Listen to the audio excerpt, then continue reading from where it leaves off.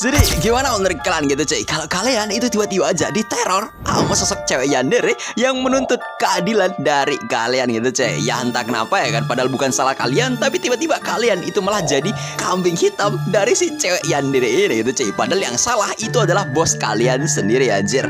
Nah jadi makanya bakalan gue bahas kali ini ya kan. Itu berjudul Ori no Tanto wa Kaibutsu. Dan seperti apa yang nama jalan ceritanya, langsung aja kita kasihin pembahasan alias cerita manganya cuy. BTW ini manga baru ya kan, jadi udah pasti manganya tuh masih ongoing lah gitu cuy.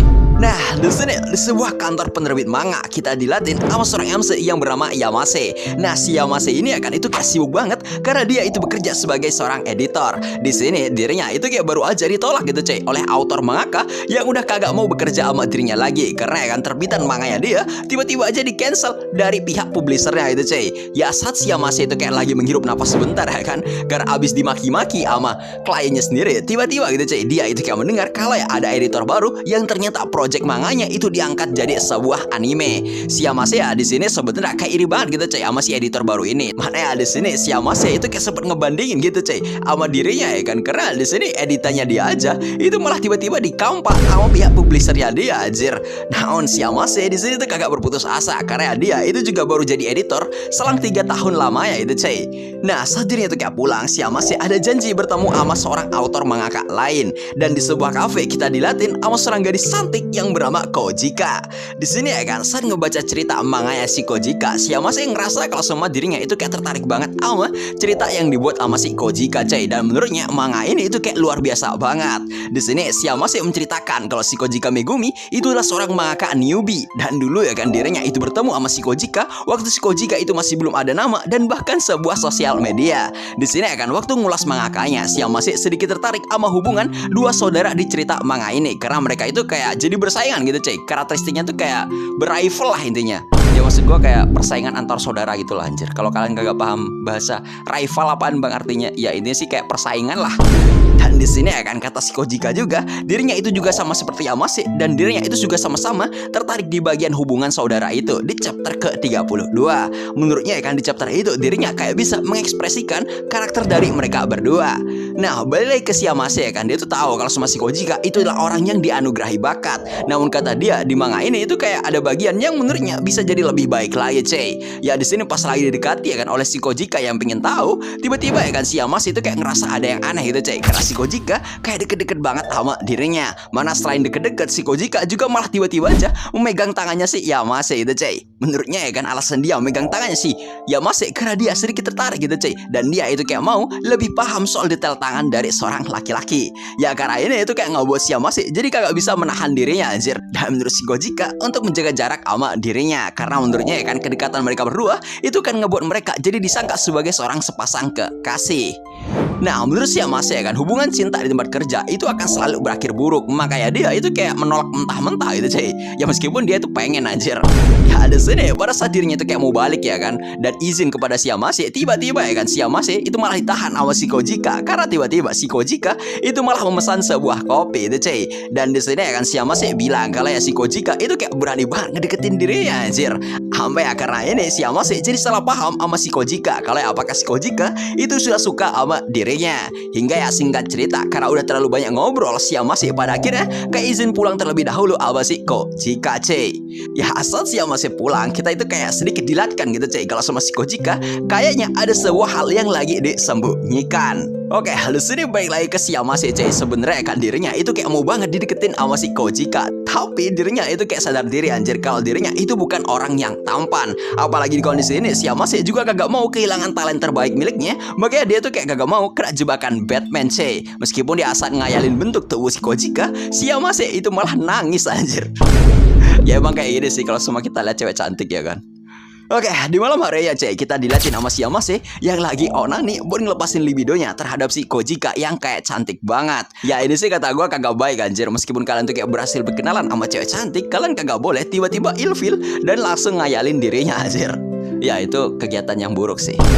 Dan ya di keesokan harinya ya kan saat di kantor, untungnya itu cuy cerita si Kojika itu berhasil di-approve oleh atasannya si Yamase. Namun di sini tiba-tiba dirinya itu malah disapa itu cuy sama editor baru yang lagi ngobrol sama orang lain tapi lewat sebuah telepon. Intinya di sini ya kan si Yamase itu kayak lagi dipanas-panasin secara kagak langsung oleh editor baru ini anjir. Ya kayak ibaratnya rekan kerja lu teleponan tapi kayak teleponan pakai suara yang kenceng lah. Itu pasti kan ngebikin jengkel anjir. Nah, saat sore hari udah tiba ya kan, si Yamase yang mau balik tiba-tiba dibuat kesal gitu coy, karena nggak ada angin, nggak ada apa.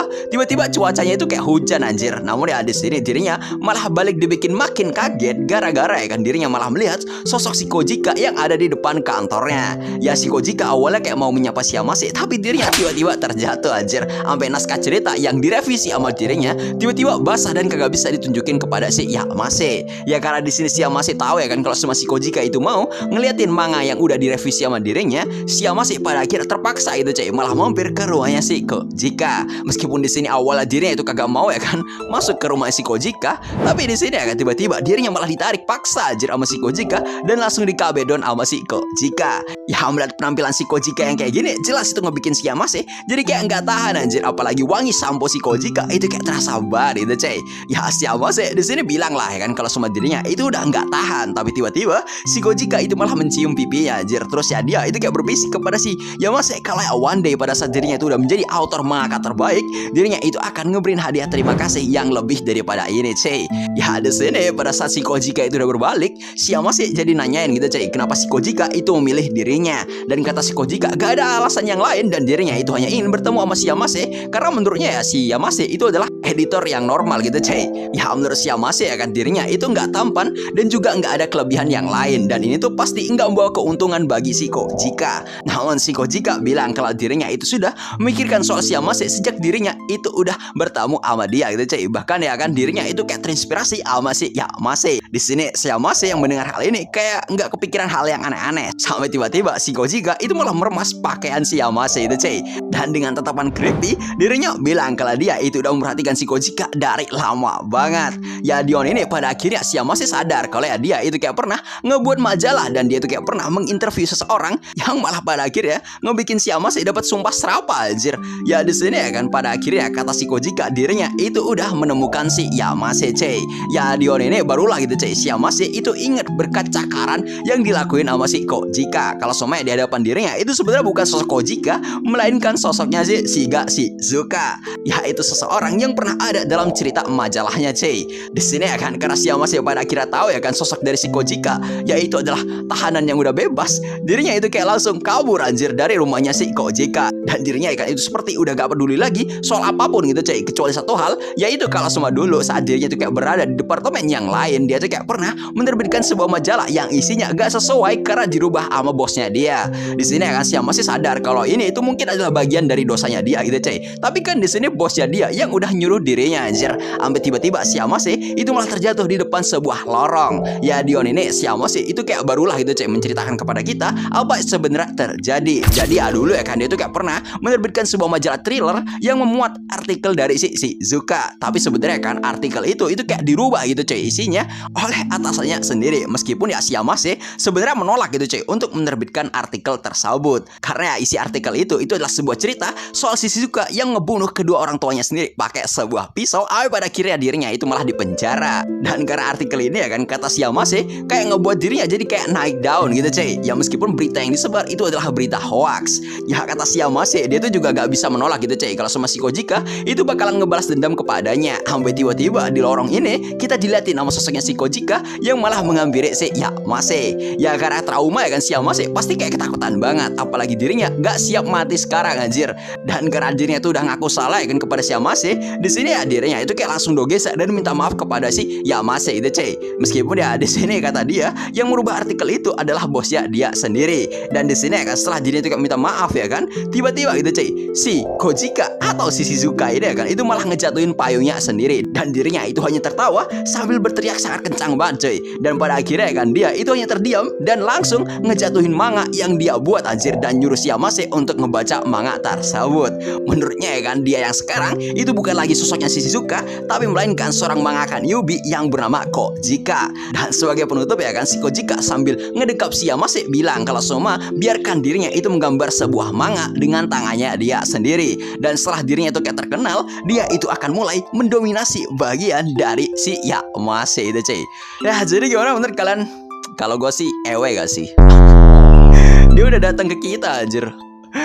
Ya tapi emang cewek yandere itu emang dasarnya stres sih kata gue. Bahkan ya gue yakin ya kan di Jepang sono itu pasti ada cewek yang kayak orang FOMO ya kan, bilang kalau semua dirinya itu seperti terlahir jadi sosok yandere ya kan. Padahal dia tuh aslinya cuma halu aja anjir. Jadi kayak mereka itu kayak gadis yang kebanyakan nonton anime ya kan, terus ngerasa kalau dirinya itu adalah cewek yandere itu cuy. Ini mah sama ceritanya jadi orang wibu gak sih?